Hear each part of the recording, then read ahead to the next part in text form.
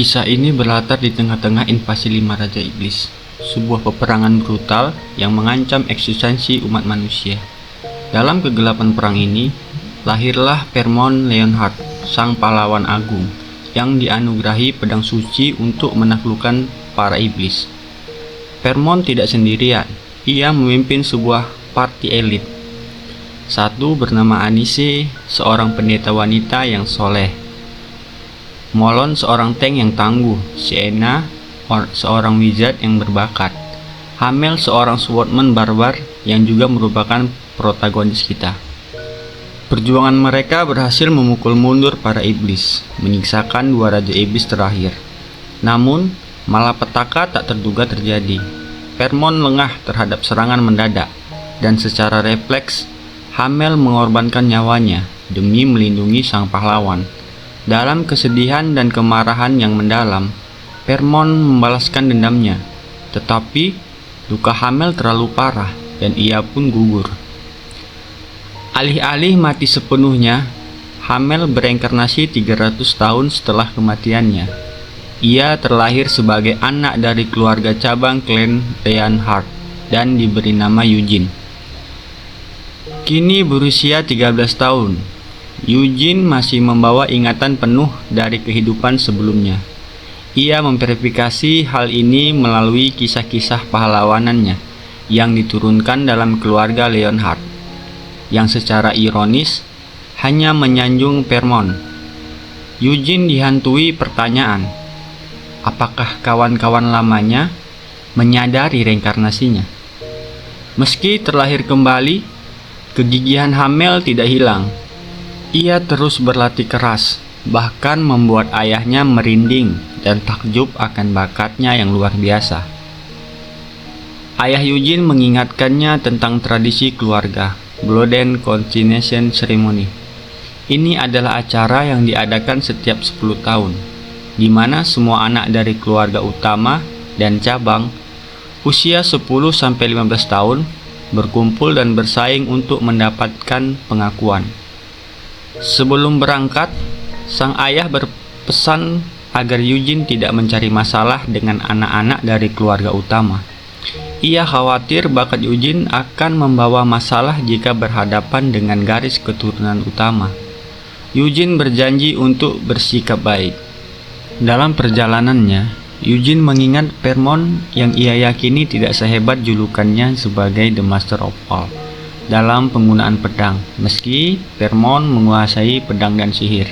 Ia juga mengenang nasib teman-temannya setelah kematiannya. Vermont dipuja sebagai pahlawan hingga akhir hayat. Sienna diundang ke kerajaan Arod menjadi kepala menara sihir. Anis diundang ke kerajaan Yuras menjadi seorang saint dan menciptakan ajaran sendiri, sedangkan Molon mendirikan kerajaannya sendiri di padang gurun. Mereka semua hidup damai selama 300 tahun. Namun yang paling membuat Eugene kesal adalah mengapa Vermont membiarkan sisa Raja Iblis hidup.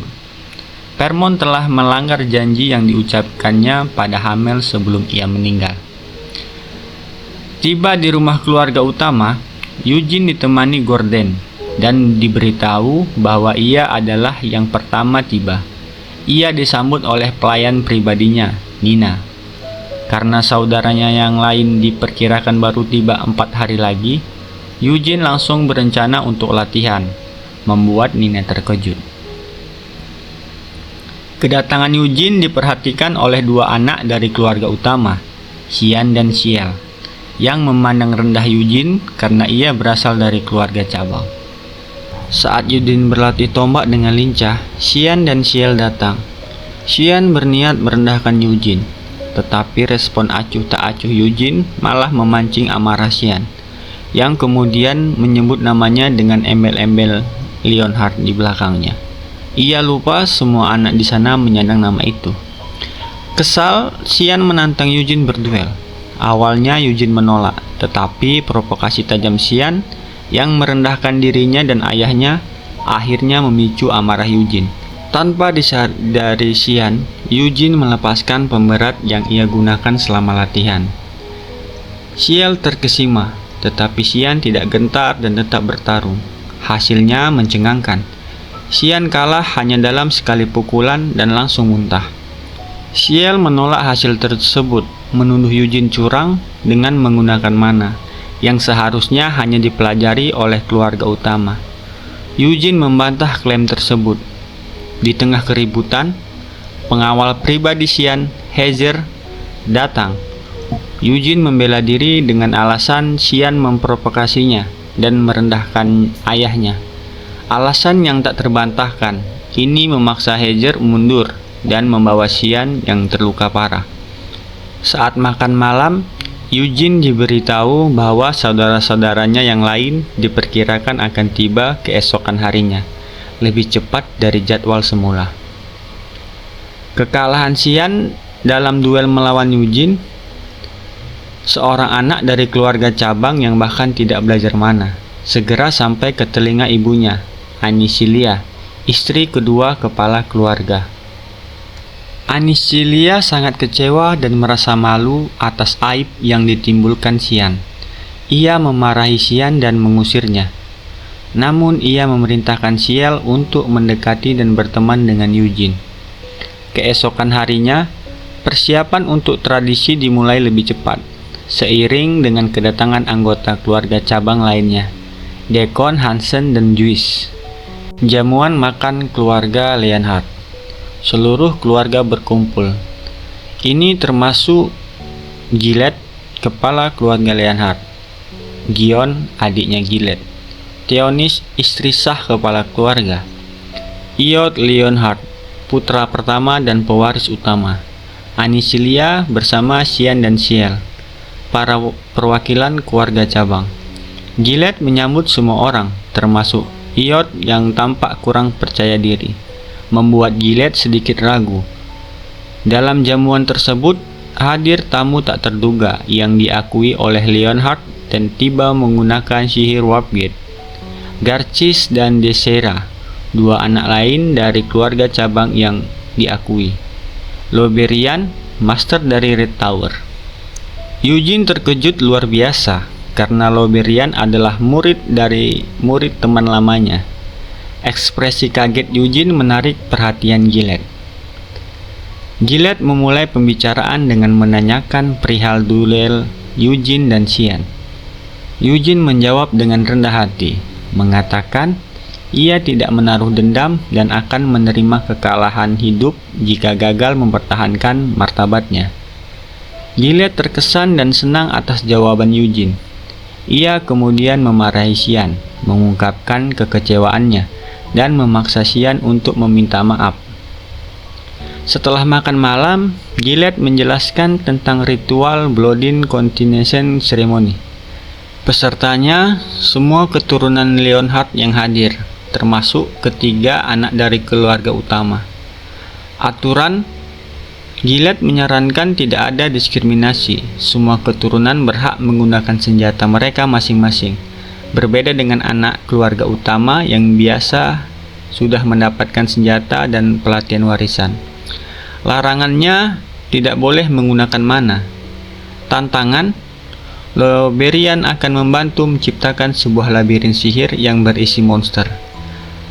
Pemenang, peserta yang berhasil mengalahkan monster terakhir atau bos di dalam labirin. Hadiah utamanya, pemenang pertama akan diizinkan memilih satu senjata dari gudang senjata Leonhard. Semua anak, termasuk Eugene, tampak sangat bersemangat. Setelah makan malam, saat Eugene sedang berlatih, Garcis dan Desera mendekatinya.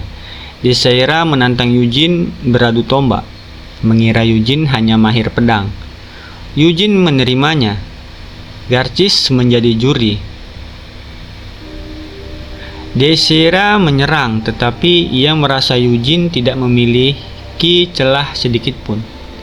Desera keheranan bagaimana seorang yang bukan pengguna mana bisa bergerak selincah itu.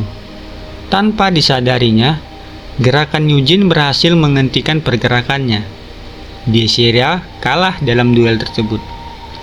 Melihat kemampuan Eugene, Garcis dan Desera kemudian mengunjungi kamarnya dan mengajaknya bekerja sama dalam ritual tersebut.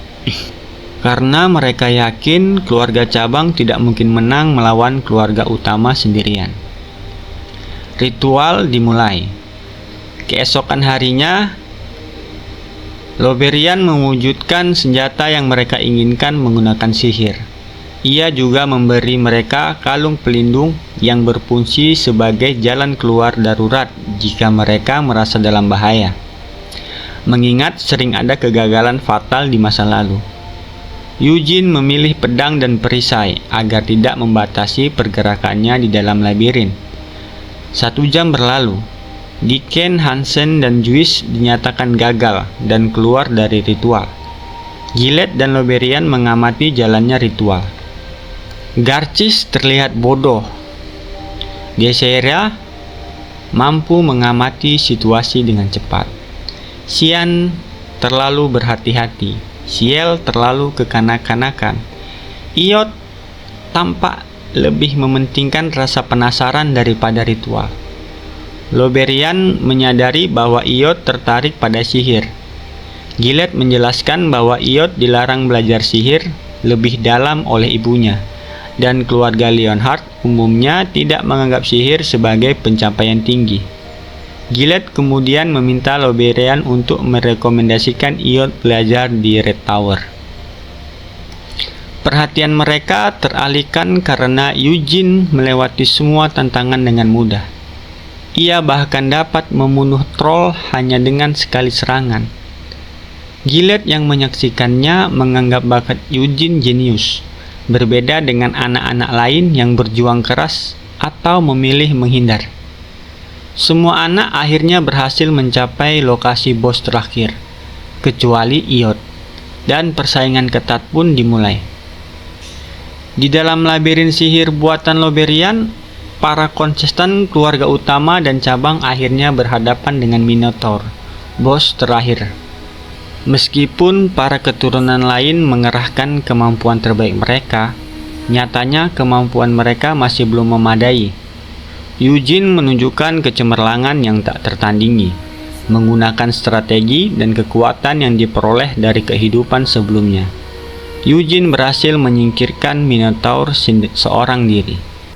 Ketika Minotaur tereliminasi, labirin pun menghilang. Gillett mengapresiasi kerja keras semua peserta, tetapi Eugene dinyatakan sebagai pemenang pertama dari ritual tersebut. Sesuai janji, Gillett membawa Eugene menuju gudang senjata Leon. Eugene pertama-tama mencoba menarik pedang suci milik Vermont, tetapi pedang itu tidak bergeming. Ia menyerah dan mulai mencari harta lain. Di tengah koleksi senjata yang kuat dan menarik, perhatian Eugene teralihkan oleh sebuah benda, kalung yang ia kenakan saat ia meninggal sebagai hamil. Penemuan kalung tersebut menimbulkan misteri baru. Mengapa kalung itu ada di sini? Mengapa Vermont tidak membasmi habis Raja Iblis? Padahal senjata mereka tersimpan di gudang ini. Eugene memutuskan untuk mengambil kalung itu. Gillett merasa aneh karena ia belum pernah melihat kalung tersebut dan tidak teridentifikasi sebagai harta keluarga Leonhard. Gillett berencana menyerahkannya kepada Loberian untuk diperiksa, tetapi ia mengizinkan Eugene memilih senjata lain terlebih dahulu. Eugene memilih The Strong Blade Wyvern, sebuah pedang yang bersemayam Tempest, King of Elemental Wind, Raja Elemen Angin. Di tempat lain, Gillett memberikan kalung itu kepada Loberian untuk diperiksa. Loberian gagal mengidentifikasi kalung itu atau menemukan kemampuan khusus apapun, sehingga Gillett memutuskan memberikannya secara cuma-cuma kepada Eugene. Namun, Loberian memberikan saran yang mengejutkan kepada Gillett. Angkat Eugene sebagai anak keluarga utama. Alasannya, kemenangan Eugene dapat menimbulkan kecemburuan dan ancaman dari pihak keluarga lain. Dengan menjadikannya anak angkat di bawah pengawasan langsung Gillett, Eugene akan aman. Gillett menyetujui usulan tersebut. Keesokan harinya, Gion mengantar Eugene ke ruangan Gillett. Gilead menyerahkan kalung itu dan secara resmi mengajukan tawaran untuk mengadopsi Eugene sebagai anak keluarga utama dengan imbalan dan fasilitas menarik. Eugene memilih untuk memberikan jawabannya nanti. Setelah keluar, Eugene bertemu Anisilia yang mencoba mengorek informasi, tetapi Eugene meninggalkannya tanpa hasil. Ayah kandung Eugene, Gerard, tiba setelah mendengar kemenangan putranya. Gilead dan Gerard berdiskusi tentang rencana adopsi. Gerard awalnya menolak, tetapi demi keamanan Eugene, ia terpaksa menerima keputusan tersebut. Gerard kini termasuk dalam keluarga cabang yang diakui. Gerard menghampiri Eugene yang sedang berlatih, meskipun raut wajahnya sedih. Eugene meyakinkan ayahnya bahwa apapun yang terjadi, ia akan selalu menjadi putra Gerard, membuat sang ayah terharu. Anisilia memaksa Sian yang terpuruk untuk berbaikan dengan Eugene, karena kini mereka telah menjadi saudara. Sementara itu, Gilead memanggil Iod dan Theonis. Iod ditawari belajar sihir di Red Tower. Meskipun antusias, ia tertekan oleh ibunya. Namun karena keputusan kepala keluarga, Iod akhirnya pergi bersama Loberian ke Arod untuk belajar sihir. Sebagai anggota keluarga utama, Eugene kini mendapat kelas belajar mana. Dia langsung diajari oleh Gion. Mereka pergi ke tempat para leluhur berlatih. Eugene mengejutkan Gion karena ia berhasil menguasai metode White Flame dan membentuk Starcore pertamanya hanya dalam 1 hari. Karena belum lelah, Eugene mengambil pedang Wyvern dan mencoba memanggil Raja Elemen Angin, Tempest, dan ia berhasil. Yang mengejutkan, Tempest mengenali jiwa di dalam tubuh Eugene. Ia adalah teman dari Permon. Eugene pun bertanya tentang peristiwa setelah kematiannya. Tempest menjelaskan bahwa Permon telah menyarungkan pedangnya dan membuat perjanjian damai dengan Raja Iblis yang tersisa. Mendengar pengkhianatan janji ini, Eugene sangat kesal. Ia pingsan karena kehabisan mana sebelum sempat menanyakan detail lebih lanjut. Eugene terbangun di kamarnya. Gilead dan Gion datang. Mereka terkejut karena badai topan akibat pemanggilan Tempest sempat terjadi di kediaman mereka. Eugene berbohong, mengatakan ia tak sengaja memanggil Tempest saat berlatih. Tempest menghampiri Eugene sebentar, tetapi meninggalkannya karena Eugene belum cukup kuat. Gilead senang karena Eugene mendapat perhatian Raja Elemen, berharap Eugene bisa menjadi inspirasi bagi Sian dan Ciel. Setelah mereka pergi, Eugene mengirim pesan kepada Tempest melalui pedangnya dan memutuskan untuk mencari cara pergi ke Arod, Yuras, dan luar untuk mencari tahu nasib teman-temannya yang lain dan kebenaran di balik perjanjian Permon. 4 tahun berlalu. Eugene kini berusia 17 tahun. Telah membentuk Starcore ketiganya. Saat berlatih dengan Sian, Eugene mengungkapkan tujuannya untuk pergi belajar ke Arod. Sian memberitahu bahwa Iod, kakak sulungnya, belum menunjukkan prestasi di sana dan bahkan diduga mulai tertarik pada sihir hitam. Tekad Eugene bulat. Ia berdiskusi dengan Gilead yang terkejut dan mencoba menahannya. Namun, Gilead akhirnya mengizinkan Eugene dengan satu syarat. Eugene tidak boleh menyentuh atau mempelajari sihir hitam. Eugene setuju dan diizinkan pergi. Ciel menemuinya di jalan, tampak sedih karena kepergiannya. Keesokan harinya, Eugene berpamitan kepada ayahnya dan berangkat menggunakan Warp Gate diiringi Gilead dan keluarga. Eugene tiba di ibu kota Arod, yaitu Pentagon. Tujuannya adalah mencari tahu tentang Sienna dan mengunjungi mansionnya. Dari tour guide yang disewanya, Eugene mendapat informasi penting. Sienna menghilang 200 tahun lalu setelah meninggalkan mayat Hamel di wilayah iblis. Sienna selalu menentang Black Magic dan Black Tower yang baru dibangun di ibu kota. Eugene berfirasat Sienna mungkin dibunuh oleh Raja Iblis. Sesampainya di mansion Sienna, Eugene melihat banyak orang berdoa. Setelah masuk, kenangan nostalgia Hamel tentang Sienna bermunculan. Sebelum pergi ke Red Tower, Eugene meminta informasi tentang Iod. Ternyata, karena nama Leonhard-nya, Iod terkenal, tetapi ia kedapatan bermain-main mencari kesenangan dengan para sukubus. Dan rumornya, ia telah mempelajari sihir hitam. Kabar ini membuat Eugene marah.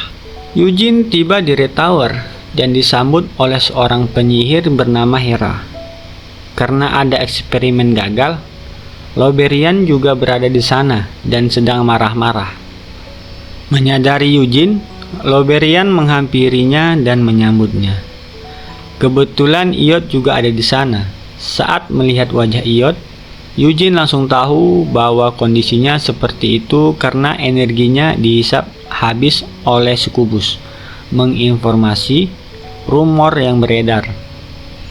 Eugene tidak hanya merasa kesal kepada Iod, Loberian pun sangat kecewa. Berkat Iod yang gagal, Eugene kini mendapat kesempatan belajar sihir tanpa harus dituntut oleh Master Red Tower. Tidak ingin berutang budi lebih banyak, Eugene memutuskan untuk belajar sihir dengan kemampuannya sendiri. Namun, Loberian tetap bersikeras menyarankan Eugene dibimbing oleh Hera selama di Red Tower. Selama hari-hari, Eugene bereksperimen. Ia mencoba menggabungkan sihir Seeker yang dikembangkan Sienna 300 tahun lalu dengan teknik White Flame milik keluarganya. Hera menentang keras, memperingatkan bahwa menggabungkan kedua teknik tersebut dapat berakibat fatal, bahkan menghanguskan tubuh pengguna. Tetapi Eugene tetap melakukannya. Dengan menggabungkan kedua teknik tersebut, Eugene berhasil menciptakan sihir yang padat tanpa rapalan, yang bahkan mampu menghancurkan golem dengan sekali serangan. Hera melaporkan pencapaian Eugene kepada Loberian yang sangat terkejut. Loberian segera memiliki ide untuk merekomendasikan Eugene masuk ke Akrion, sebuah perpustakaan peninggalan Sienna yang menyimpan witchcraft dan dijaga ketat para penyihir. Meskipun rekomendasi ini berpotensi menimbulkan keributan dan kecemburuan, Loberian tetap memberikannya. Eugene pergi ke tengah ibu kota dan bertemu Gargis, ayah dari Garcis.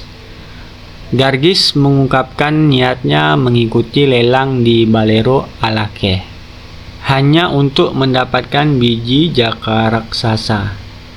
Eugene setuju ikut, terutama karena ia ingin menemui Iod yang kecanduan sukubus. Eugene dan Gargis menyamarkan diri. Eugene menyewa tour guide untuk mencari keberadaan Iod di tempat lelang. Pelelangan dimulai. Eugene pun terkejut ketika salah satu barang dilelang, pecahan Blue Moon Blade milik Vermont. Tanpa pikir panjang, ia langsung mengeluarkan 1 juta sel untuk membelinya. Gargis kebingungan mengapa Eugene membeli barang tak ternilai itu. Setelah lelang, Eugene dihubungi tour guide yang mengabari bahwa Iod telah datang. Eugene menyamar dan masuk ke tempat para sukubus bekerja. Ia menunggu hingga Iod keluar. Iod tampak tak berdaya dan dibawa ke suatu tempat. Eugene diam-diam mengikutinya. Ia dengan cepat melumpuhkan semua penjaga yang menghalanginya. Saat mencapai lantai 3, Eugene diserang dengan sihir hitam. Untungnya, pecahan Blue Moon Sword yang baru dibelinya mampu menahan sihir tersebut.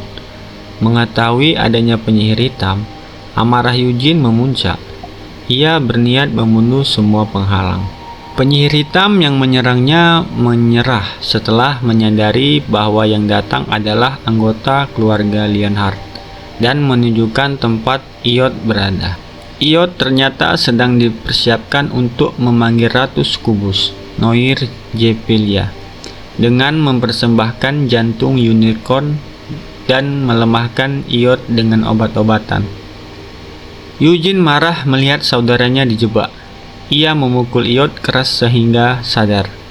Eugene memberi Iod pelajaran karena berencana menjadi dark magic dan hampir menodai nama keluarga. Ketika Iod membela diri bahwa ia tidak sekuat Eugene, Eugene membantah, menegaskan bahwa mereka semua sama, tetapi Iod tidak memiliki kegigihan, sementara saudara-saudaranya berjuang. Iod malah bersenang-senang dengan Skubus. Eugene melaporkan insiden Iod kepada Loberian, yang sangat kecewa dan segera melapor kepada Gillette. Iod dibawa kembali ke kediaman utama Lionheart.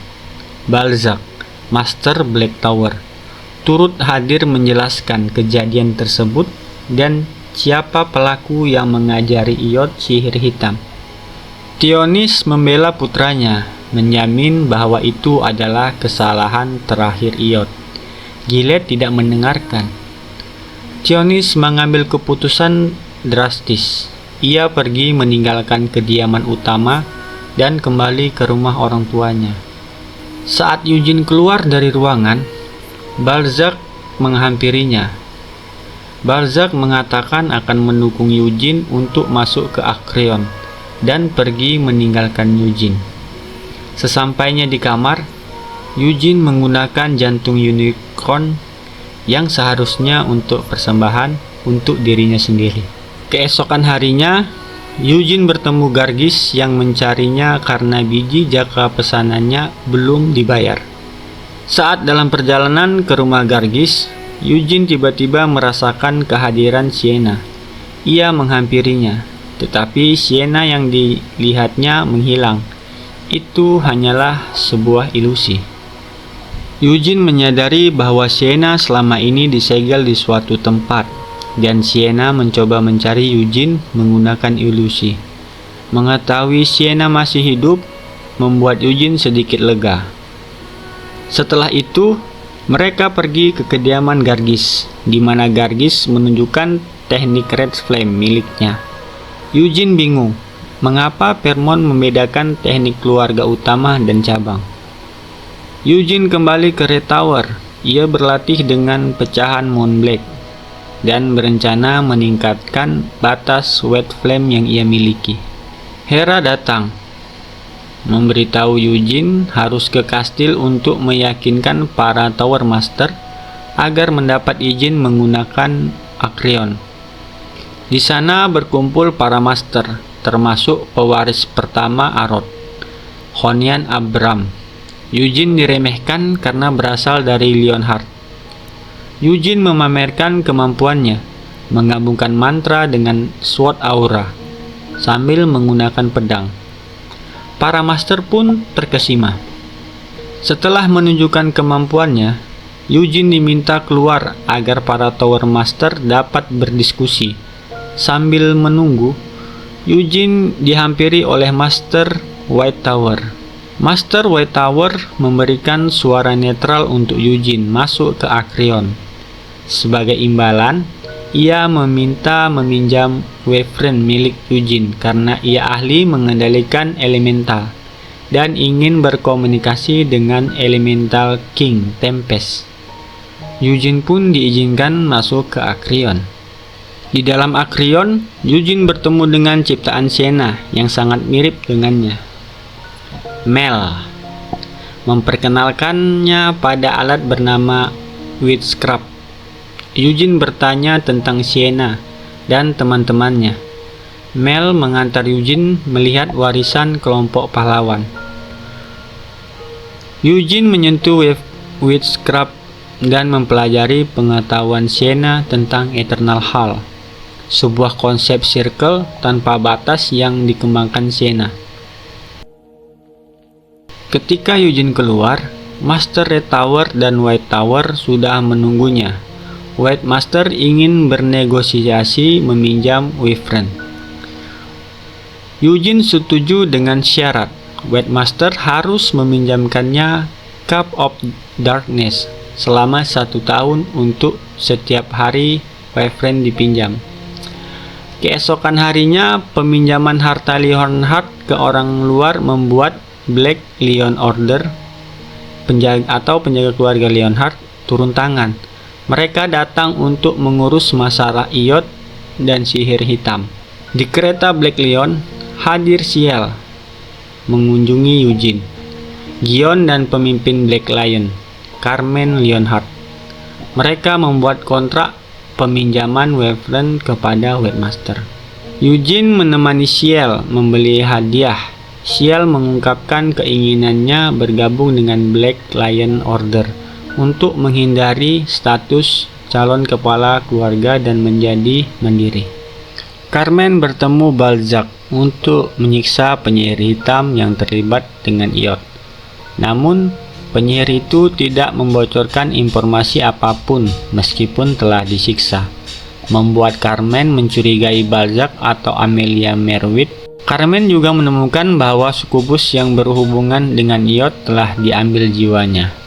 Carmen dan Black Lion mundur karena tidak mendapat hasil signifikan. Sebelum pergi, Carmen mengajak Eugene bergabung, tetapi Eugene menolak karena fokus pada sihir. Sementara itu, Master White Tower berusaha keras mengontrak Tempest. Setelah 10 hari, Tempest tak kunjung hadir. Bahkan Elemental King Lightning Lepid sampai memperingati karena Tempest tidak mau dikontrak. White Master gagal dan terpaksa mengembalikan Wyvern. Eugene bermurah hati mengembalikan Cape of the Darkness 9 tahun lagi. White Master Tower yang depresi mengembalikannya. Dengan bimbingan Mel, Eugene terus melatih dan mempelajari Eternal Hall semakin dalam. 2 tahun berlalu, hubungannya dengan Mel semakin dekat. Penelitian Eugene hampir selesai dan ia telah mencapai 4-star core. Berkat Eternal Hall, ia dapat dengan mudah menggunakan sihir 5 Circle. Setelah 2 tahun pelatihan intensif dan mencapai 4-star core, Eugene makan lobster bersama Loberian. Secara tak terduga, Pangeran Arada, pewaris utama Arod, muncul di sana. Pangeran Arada penasaran dengan penyampaian Eugene dan menduga bahwa Eugene telah memahami Eternal Hall, peninggalan Sienna di dalam Witchcraft. Pangeran berniat menjadikan Eugene sekutu dan menawarkan 2 Witchcraft yang lain yang dimiliki ketika ia naik tahta. Eugene tidak langsung setuju, dan pangeran pun mengerti, berjanji akan mengiriminya surat ketika ia menjadi raja. Eugene kemudian pergi ke Akrion untuk menyerahkan hasil penelitiannya kepada Mel. Penelitiannya tentang Eternal Hall telah sempurna. Mengetahui Eugene akan pergi lama, ia memutuskan untuk mengungkapkan identitasnya. Eugene adalah reinkarnasi Hamel. Awalnya Mel tidak percaya, tetapi setelah mengingat semua pencapaian Eugene yang luar biasa, ia pun yakin. Sebagai ciptaan Sienna dan sekarang mengetahui Eugene adalah Hamel, Mel menceritakan informasi penting. Seminggu sebelum menghilang, Sienna tiba-tiba kesakitan karena familiar yang menjaga makam Hamel mati. Sienna pergi untuk memeriksanya, dan sejak saat itu ia menghilang. Mel yakin Sienna belum mati, hanya tertahan oleh suatu masalah. Eugene menduga tubuh aslinya dikubur di kampung halamannya, dan Sienna pergi untuk menjaganya di sana. Tiba-tiba Balzac muncul. Ia tahu Eugene berencana pergi ke Yuras dan luar. Balzac memperingatkan, tidak semua iblis patuh pada Demon King. Dominasi terkuat adalah Demon King of Apocalypse. Ada 3 kursi Demon King yang kosong, yang diincar banyak pihak, termasuk Jepilia, Ratu Succubus yang hendak berkontrak dengan Iod. Peringatan ini membuat Eugene mengurungkan niat keluar terlebih dahulu dan memutuskan pergi ke Nahama. Balzac juga memperingatkan tentang Amelia Melwick, sosok yang dicurigai Black Lion, yang berada di Nahama. Balzac menitipkan sebuah surat untuk menjamin keamanan Eugene jika bertemu Amelia Melwick. Lalu ia pergi. Eugene mengadakan pesta perpisahan di Red Tower, mengundang Master Red, Master White, dan Blue Tower. Master Blue Tower mengungkapkan bahwa Balzac dulunya berasal dari Blue Tower sebelum ia menjadi Dark Mage dan Master Black Tower. Master Blue Tower juga memperingatkan bahwa di Nahama, Eugene harus menyembunyikan identitas Light-nya karena para pembunuh di sana terang-terangan menyerang siapapun yang masuk. Perjalanan Eugene dimulai dengan tujuan utama mencari makam tubuhnya dan teman-temannya yang lain. Di bawah terik matahari, sekelompok pria di gurun dipimpin oleh Rahman mengamati Eugene melalui teropong. Rahman terkejut melihat Eugene, seorang diri tanpa kafilah atau pemandu, melintasi padang pasir. Rekannya menduga Eugene yang akan dewasa tahun depan sedang menjalani ritual kedewasaan. Namun, Rahman bingung mengapa Eugene yang terkenal melakukan perjalanan ke gurun. Perintah mereka jelas, memastikan anak itu tidak memasuki padang pasir. Mereka memutuskan untuk mematuhinya. Tiba-tiba, Rahman menyadari bahwa Eugene sedang berlari ke arah mereka dengan kecepatan tinggi, mengaktifkan aura api biru dari teknik White Flame keluarga Lionheart. Surai singa putihnya berkibar. Rahman dan timnya menyadari Eugene telah melihat mereka, memutuskan untuk menyamar sebagai bandit, untuk melumpuhkannya dan mencuri barang berharga agar Eugene mengalihkan perjalanannya. Rahman mengambil parang, melapisinya dengan sword aura. Ia adalah pendekar pedang berpengalaman. Eugene tersenyum puas. Ia berpikir sudah lama tidak melatih pedangnya karena sibuk dengan teori sihir. Namun, ia lebih menikmati aktivitas fisik. Eugene melompat maju, melancarkan pukulan menyapu yang diblok Rahman. Rahman mundur dan prajuritnya mengepung Eugene. Eugene dengan mudah menciptakan beberapa bola sihir dan menyerang para prajurit. Bola-bola sihir itu menghantam tubuh mereka dan prajurit berjatuhan satu persatu. Eugene berbalik ke arah Rahman dengan tatapan menghina dan bertanya, "Siapa kalian sebenarnya dan mengapa kalian mengikutiku?" Rahman menjawab dengan canggung bahwa mereka adalah bandit. Eugene pun tersenyum sinis. Ternyata Nahama bukan bangsa yang lemah. Bahkan pemimpin bandit kecil sepertimu bisa menggunakan pedang spiritual. Dengan kekuatan seperti itu, kalian seharusnya bisa menguasai seluruh benua. Rahman menjelaskan bahwa mereka sedikit istimewa, tetapi Eugene memotongnya dan menuntut kejujuran.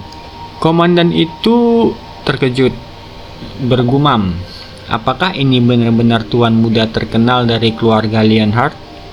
Cara bicaranya seperti tentara bayaran mabuk." Eugene mengurutkan dahi. Tiba-tiba Eugene menghilang. Rahman yang terkejut menyadari Eugene menyerangnya. Rahman memblokir serangan Eugene, merasakan kekuatan yang luar biasa.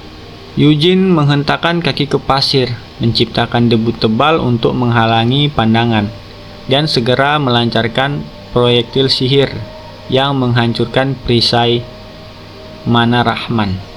Rahman berpikir, bagaimana mungkin seorang dengan level 1 bintang memiliki kekuatan seperti itu? Eugene mengayunkan pedangnya, namun tiba-tiba menghentikan serangan tepat di dekat jantung Rahman. Eugene melompat mundur, menyeringai. Rahman yang marah berteriak, Eugene tidak berhak mengejeknya. Mereka kembali bertarung. Eugene dengan mudah menghindari serangan sapuan Rahman, lalu mulai memblokir sambil mundur perlahan. Eugene melancarkan serangkaian serangan pendek, hanya melukai Rahman di beberapa tempat. Eugene menyarungkan pedangnya dan berkata, "Aku tidak membutuhkan pedang untuk mengalahkanmu." Rahman yang marah menyerbu. Eugene menghindari serangan itu, lalu menghantam tubuh Rahman dengan keras, hingga pedangnya terlepas dan depresi besar terbentuk di tempat pukulan itu mengenai dadanya. Eugene menindih Rahman ke tanah, meraih kepalanya, dan menekan wajahnya dengan paksa ke dalam pasir. "Siapa pria itu? Mengapa kau mengikutiku?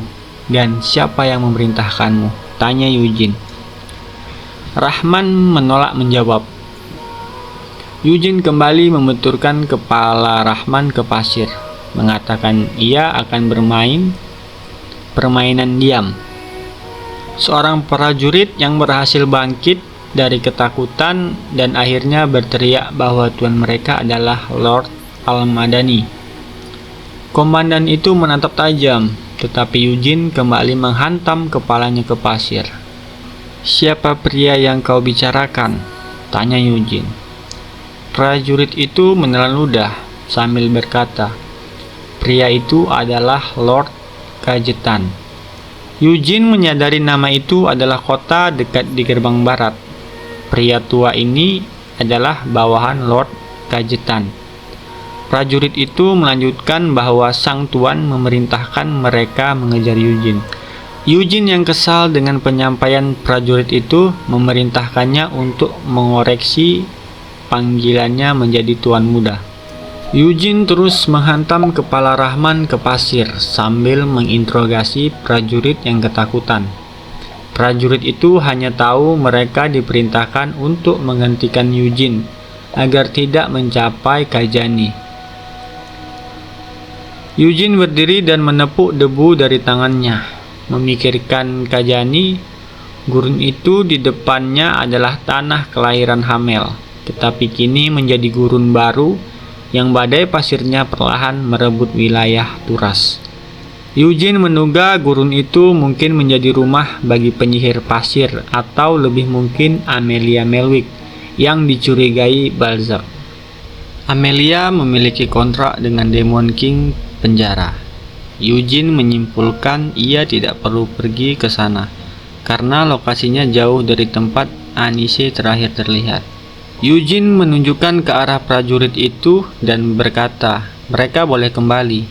Namun, ia mengarahkan tangannya ke Rahman.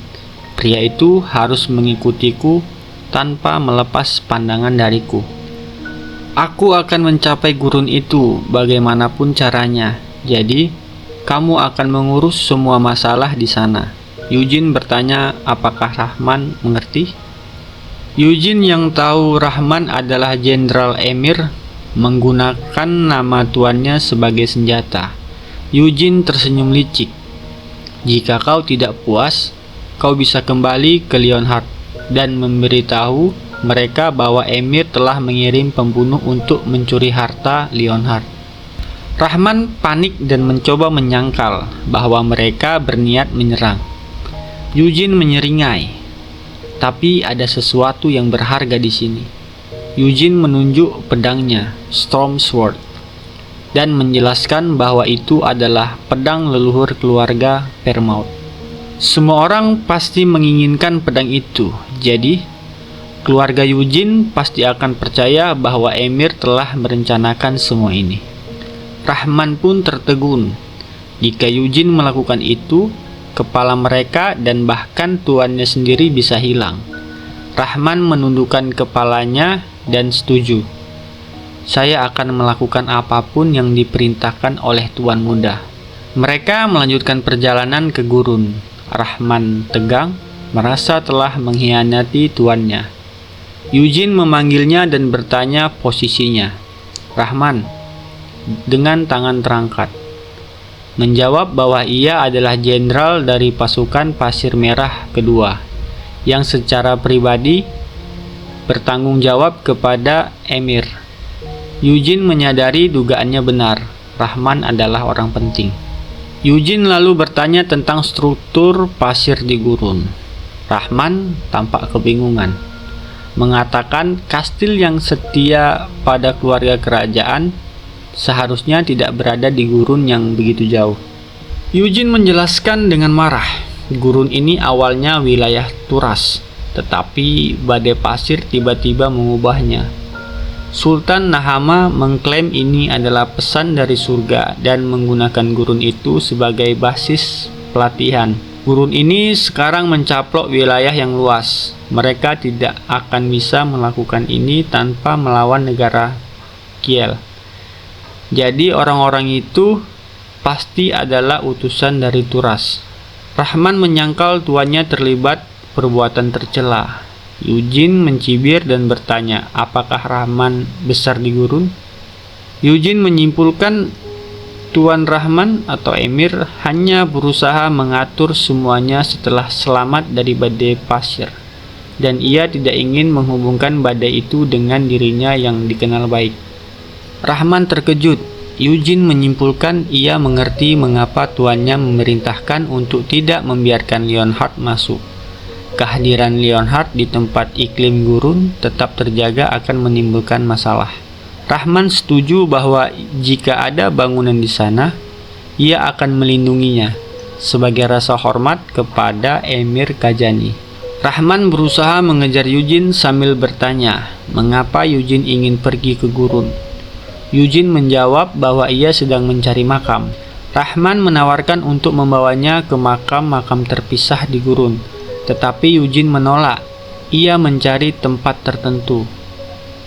Mereka tiba di sebuah oasis. Rahman terkejut karena seharusnya tidak ada oasis di daerah itu. Eugene melihat oasis itu dan berkata, itu palsu. Eugene menjelaskan itu bukan fata morgana, melainkan ilusi sihir. Ia menyuruh Rahman menyimpan omong kosongnya dan menyimpulkan bahwa oasis palsu adalah jebakan, menarik para pengembara. Eugene melangkah maju, ingin membuktikannya. Tiba-tiba, sebilah pedang muncul dari tanah, tepat di depan kakinya. Sebuah tangan muncul dari bawah tanah, memegang pedang. Eugene melompat ke udara, berbalik dan bertanya sinis apakah Rahman mengira ia tidak akan melihatnya. Di belakang Eugene muncul roh sihir tingkat menengah, Gale. Serangannya mengangkat pasir ke udara dan Rahman terhempas ke belakang. Eugene menatap ke bawah. Debu mengendap, memperlihatkan tentara bayaran yang terhuyung dan berlumuran darah. Saat tentara bayaran itu roboh, tonjolan-tonjolan kecil muncul di pasir. Beberapa tentara bayaran lainnya muncul, mengepung Eugene. Jenderal Rahman segera menghampiri Eugene, melindunginya dengan tangan terentang. Ia memperkenalkan diri sebagai pelayan Emir dan memerintahkan tentara bayaran itu menurunkan senjata. Ia memperingatkan bahwa mengancam Eugene, tamu penguasa, adalah ancaman terhadap Emir. Namun tentara bayaran itu terus maju, mengelilingi mereka berdua. Rahman pun terkejut. Mengapa kalian tidak mendengarkanku? Eugene menepuk bahu Rahman dengan senyum kecil. Lupakan saja, kata-katamu hanya mendorong para boneka ini untuk bertindak. Mereka sudah membuat keputusan. Eugene menjelaskan bahwa karena mereka menyerang, mereka tidak akan mundur. Mereka mungkin berencana menggunakan racun karena tidak bisa begitu saja membunuh keturunan Leonhard. Eugene pun bersiap. Rahman menggenggam senjatanya, berniat membantu. Eugene melambaikan tangan kepada para tentara bayaran, menantang mereka. Apakah kalian ingin aku memulai permainan lebih dulu? Tentara bayaran pun menyerbu ke arahnya. Tiba-tiba suara Anise terdengar. Mengapa Eugene selalu membawa senjata yang tidak pernah dia gunakan? Eugene mengurutkan dahi dalam kilas balik dan menjawab bahwa senjata itu akan berguna. Sienna melambaikan tangan, berkata Anise harus membiarkannya, karena Eugene tidak akan mendengarkan siapapun. Anise membalas bahwa itu tidak adil, karena semua senjata tak berguna itu miliknya. Terlihat seorang pria berambut gelap menarik gerobak besar penuh senjata. Anise bertanya mengapa orang lain yang harus mendorong. Eugene menjawab ia menang dalam permainan gunting batu kertas dan menunjuk ke arah gerobak yang berisi air suci favorit Anise. Anise memandang tajam.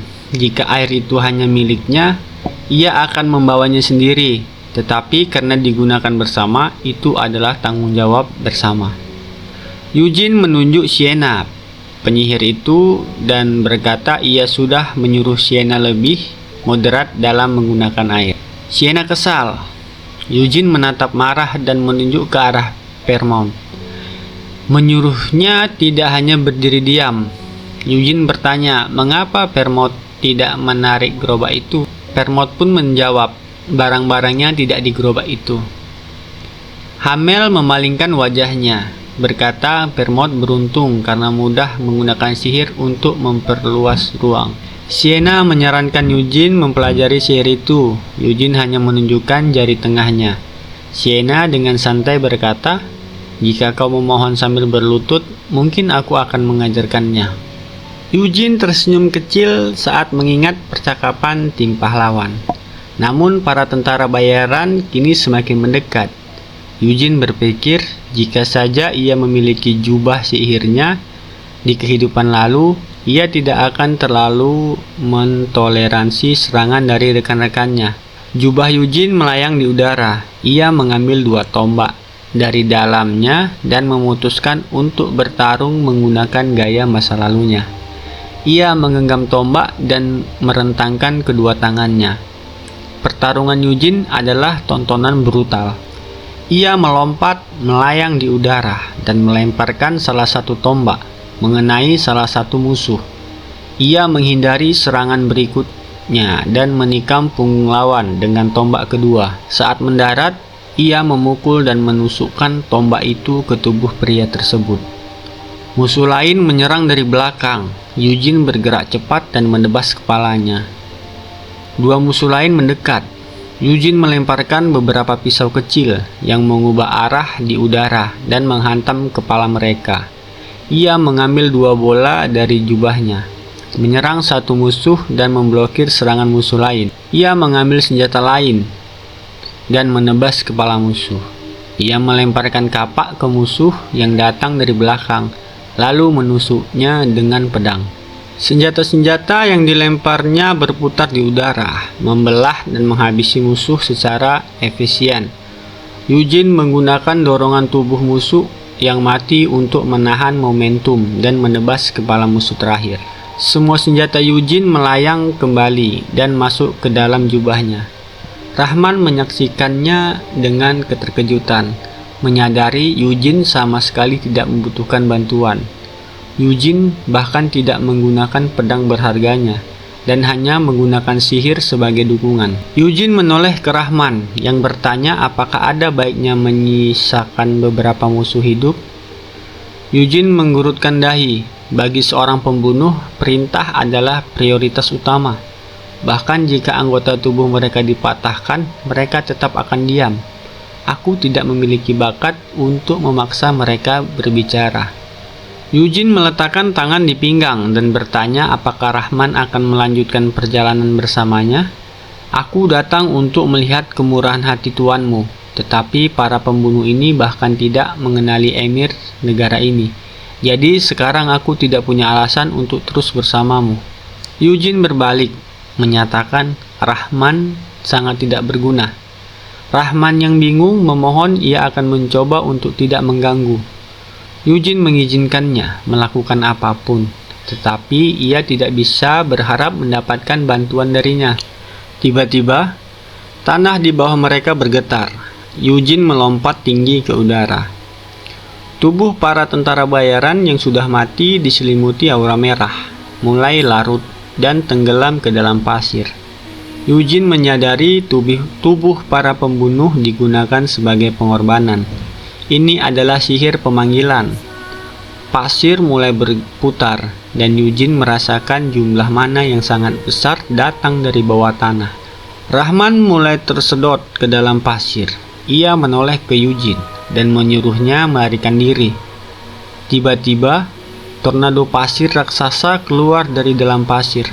Rahman berpikir bahwa badai sebesar ini adalah anomali, dan menyadari itu adalah hasil sihir. Ia teringat kata-kata Eugene. Badai pasir ini diciptakan oleh penyihir pasir yang telah menelan Kajani, yang ia saksikan sendiri saat kecil. Rahman yang putus asa mencabut pedangnya dan berlari menuju kematian, mengayunkannya ke permukaan badai. Usahanya sia-sia. Lukanya terserap oleh tornado. Ia menyadari ia tidak akan mampu mengatasi badai sebesar itu sendirian. Rahman kini tenggelam hingga pinggang. Eugene yang bertahan di dekatnya melihat ke bawah. Ia mengulurkan tangan dan menggunakan sihir untuk menarik Rahman keluar dan menjauhkannya dari bahaya. Saat Rahman berteriak memanggilnya, Eugene menggerutkan dahi dan menyuruh Rahman pergi.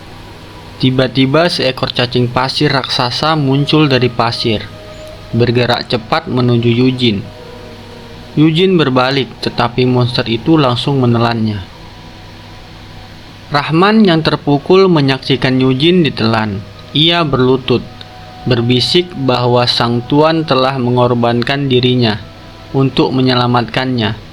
Dengan amarah dan tekad, ia bersumpah membalas dan berlari menuju cacing pasir itu, mengangkat pedangnya untuk membelah monster itu. Di dalam tubuh cacing pasir, Eugene tetap tenang.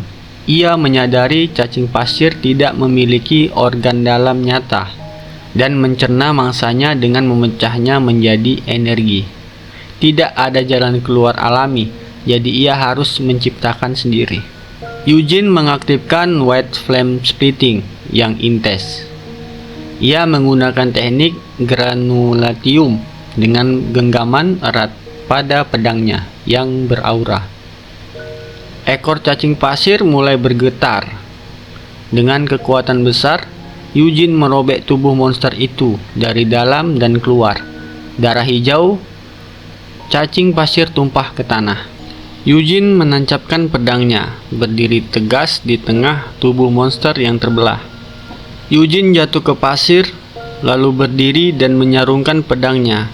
Ia menyimpulkan badai dan tanah ini adalah hasil sihir, tetapi cacing pasir ini adalah habitat alami. Ia teringat penjelasan Siena dulu.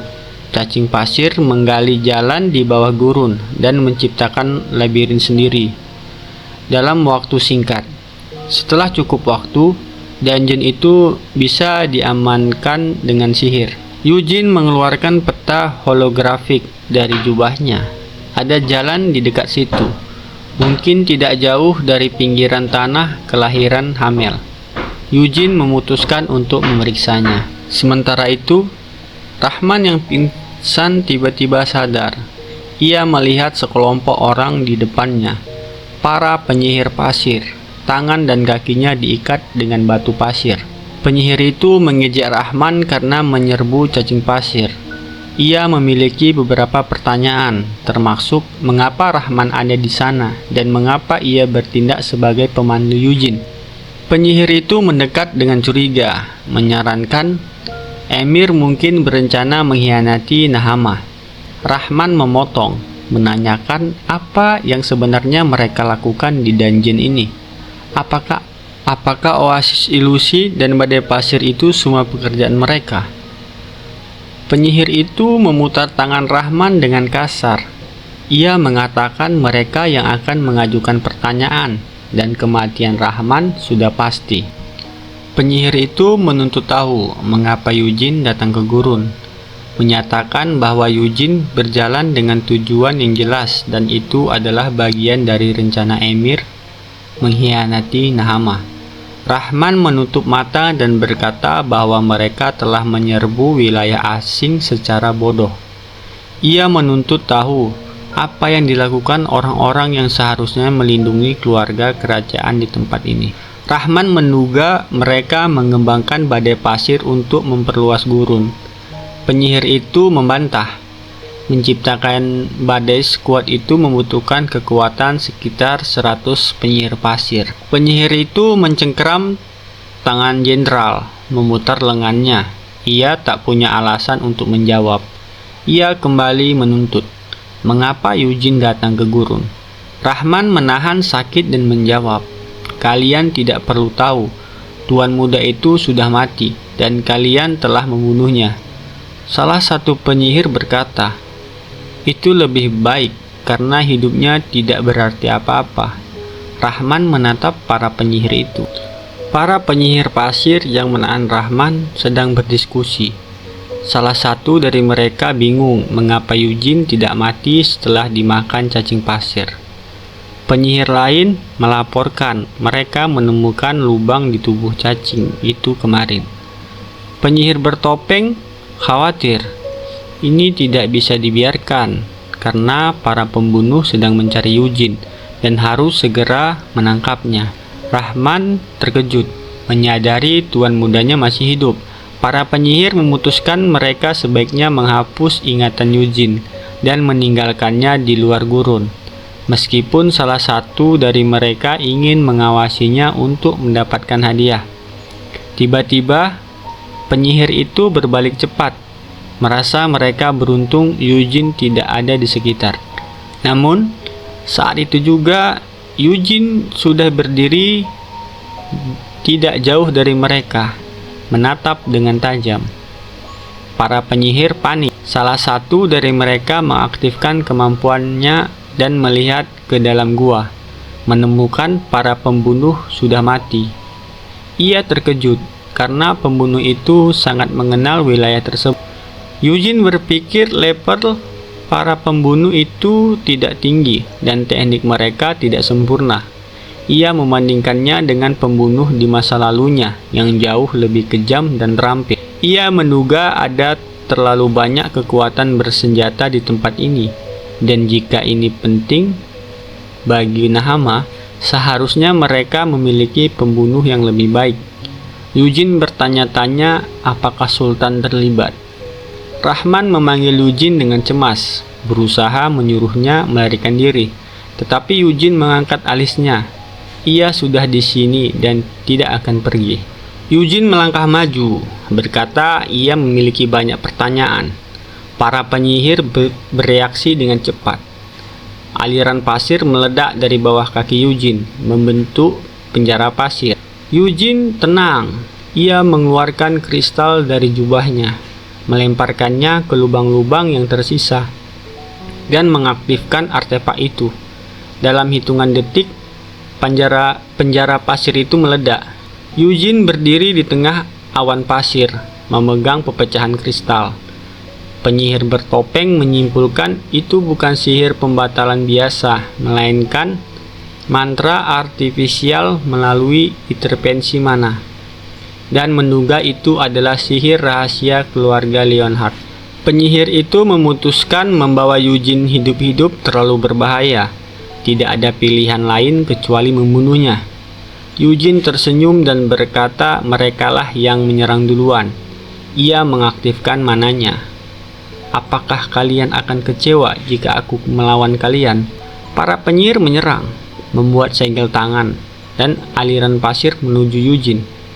Eugene pun tersenyum lebar, melempar pecahan kristal itu menembus gelombang pasir, dan kristal itu menembus kepala salah satu penyihir, yang langsung jatuh. Eugene melompat tinggi, melayang di atas para penyihir. Para penyihir kembali membuat segel, berusaha mempersiapkan jebakan dari atas. Eugene melihat tombak-tombak tajam menggantung di atas kepalanya. Ia segera mengambil cambuknya. Cambuk itu berputar, memblokir serangan, lalu melilit leher salah satu penyihir. Ia menarik keras, dan kepala penyihir itu terlepas. Lalu Eugene mendekati penyihir terakhir. Eugene bertanya apa yang sebenarnya mereka lakukan. Ia menyimpulkan jumlah mereka terlalu sedikit untuk perintah sultan. Pasti ada intrik lain. Eugene melempar pisau ke kaki pria itu. Pria itu berteriak kesakitan dan mencoba menyangkal. Eugene berkata, ia terlalu malas dan tidak peduli apakah pria itu mati atau berbicara. Pria itu akhirnya menyerah, mengakui semua ini tidak di bawah kepemimpinan sultan. Eugene bertanya siapa pemimpin mereka. Ia menduga emir dan bertanya apakah emir merencanakan sesuatu di dungeon ini. Pria itu pun menyangkal, tetapi kemudian berkata mereka ingin meminta kerjasama. Eugene melempar pisau lagi. Pria itu merangis kesakitan dan akhirnya menyebut nama Amelia Melwick. Eugene pun terkejut. Ia merasa aneh karena dungeon Amelia yang asli ada di gurun lain. Penyihir itu menjelaskan Amelia telah berpindah-pindah sejak 6 tahun yang lalu. Eugene bertanya, mengapa Amelia datang ke tempat ini? Pria itu menunduk sedih. Eugene pun menduga pria itu takut pada Amelia yang tidak akan membiarkannya mati tenang. Pria itu akhirnya mengakui labirin ini diciptakan untuk mempercepat perang di gurun dan telah ada 10 tahun. 6 tahun lalu labirin ini diperluas. Mereka menemukan sebuah pintu di dasar labirin. Pintu itu tidak bergeming. Akhirnya mereka meminta bantuan seorang wanita. Eugene mengeluarkan pisau dan melemparkannya ke dahi penyihir tersebut. Pria itu pun roboh. Belenggu di tangan dan kaki Rahman langsung hancur. Eugene menyentuh dagunya. Inilah alasannya hanya ada sedikit kekuatan bersenjata di sana. Mereka semua berada di bawah perlindungan Amelia yang memblokir jalan. Rahman yang ketakutan mendesak Eugene segera keluar dari dungeon Amelia. Eugene pun hanya tersenyum kecil. Amelia tidak berada di sini dan dungeon aslinya ada di gurun lain. Namun, Rahman khawatir Amelia bisa saja datang saat itu juga. Eugene pun kesal, lalu berkata, apa yang akan terjadi meskipun kita pergi? Amelia akan tetap mengetahui seseorang telah memasuki wilayahnya. Ia akan tetap memburu mereka. Eugene pun merentangkan tangannya. Bagaimanapun caranya, semuanya akan berakhir seperti ini. Ia melihat Rahman yang sedih dan bertanya mengapa ia terus mengikutinya. Lalu Rahman menjawab, Eugene telah menyelamatkan nyawanya 2 kali dan bersumpah akan membuka jalan Eugene melarikan diri, bahkan jika itu mengorbankan nyawanya. Eugene menghela napas mendengar itu, mengatakan itu sia-sia dan menyuruhnya kembali. Namun Rahman menolaknya. Eugene pun bergerak cepat, muncul di belakang Rahman dan memukul bagian belakang kepalanya. Rahman jatuh dan Eugene meletakkannya hati-hati dan berjalan menjauh. Eugene teringat, labirin diperluas 6 tahun lalu. Itu adalah saat ia berusia 133 tahun dan saat upacara silsilah. Ia mengambil kalung Hamel. Eugene menyimpulkan, sejak ia menerima liontin itu, sihir yang menyegel makam telah memudar. Dengan marah, Eugene memikirkan Amelia yang dikenal sebagai pembuka makam. Eugene mendekati lubang dalam dan melihat ke bawah.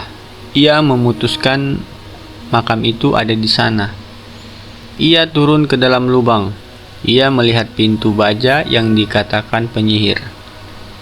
Lalu memeriksanya. Pintu itu telah terbuka.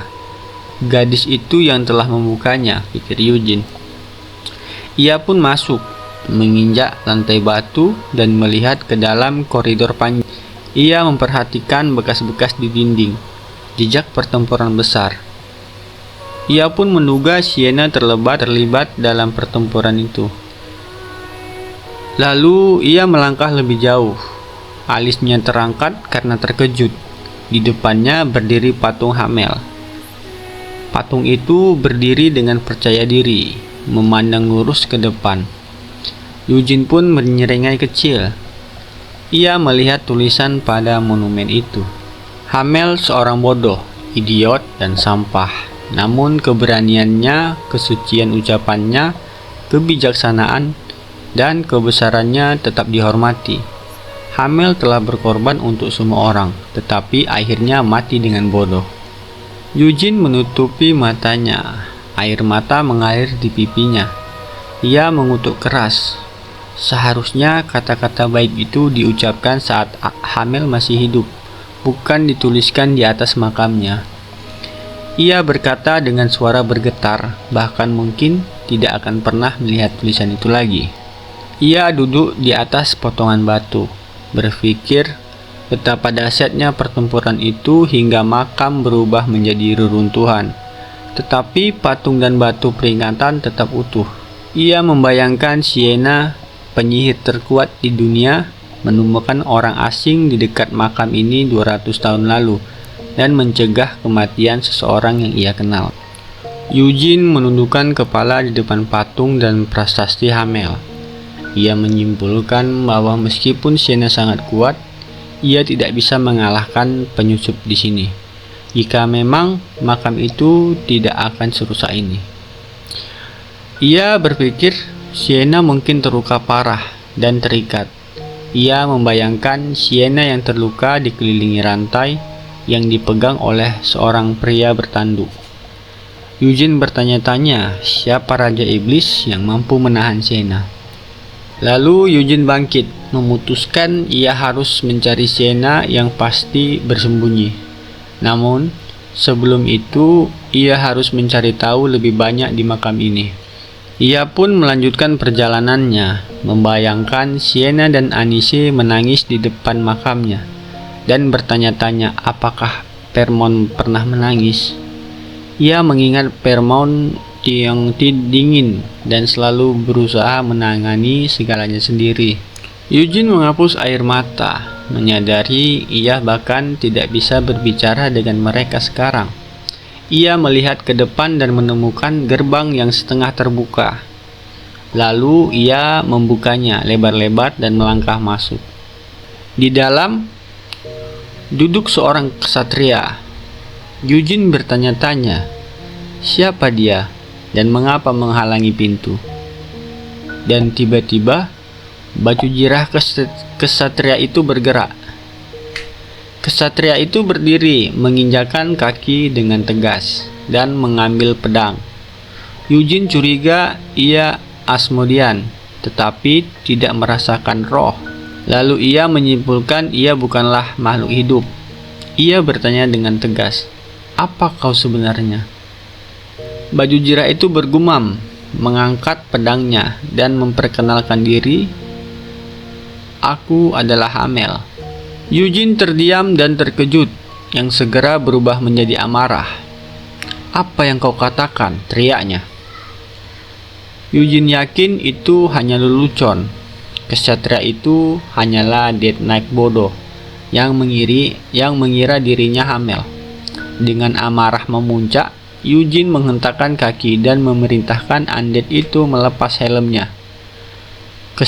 Ksatria itu hanya diam. Eugene langsung menyerbunya, mengulangi perintahnya. Ia melompat di udara, tepat di atas kepala undead itu, dan mengeluarkan 2 bola bercahaya dari jubahnya. Siapa yang telah menempatkan jiwa ke dalam tubuh itu? Dengan tatapan gila, Eugene mengayunkan 2 serangan besar, menghancurkan lantai di bawah kaki undead itu yang melompat mundur. Ksatria itu membalas, tetapi Eugene menghindar. Eugene menyerang tubuh undead itu yang memancarkan aura merah gelap. Ksatria itu mendorong Eugene dengan ujung pedangnya, membuat Eugene meluncur beberapa meter. Tangan Eugene pun bergetar. Lalu ia menyimpulkan bahwa monster ini sangat kuat. Aura gelap itu jelas. Undead ini diciptakan oleh Amelia, menggunakan tubuh itu untuk menciptakan Death Knight, menempatkan jiwa lain karena jiwa asli sudah tiada.